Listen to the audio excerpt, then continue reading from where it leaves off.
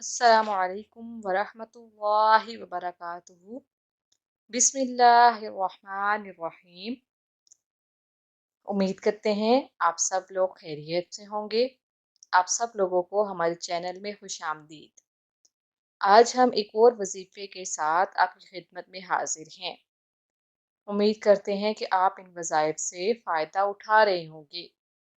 आज का वजीफा है दरूद मुस्तफ़ा सल्लल्लाहु अलैहि वसल्लम।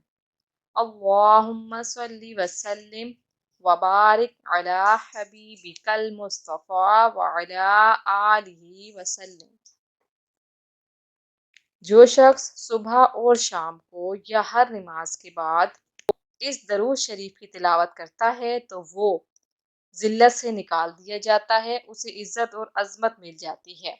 अगर अदना है तो उसे आला मर्तबा मिल जाता है। और जो शख्स कसरत से पढ़ता है तो उसका दिल रोशन हो जाता है। ख्वाब में उसे बुजुर्गाने दीन की जियारत होती है।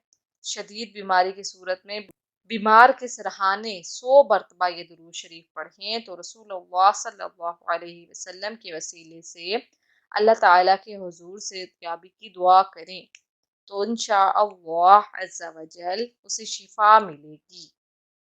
उम्मीद करते हैं कि आप इन वज़ाइफ पर अमल करेंगे। जाते जाते हमारे चैनल को सब्सक्राइब कर लें। जज़ाकल्लाह।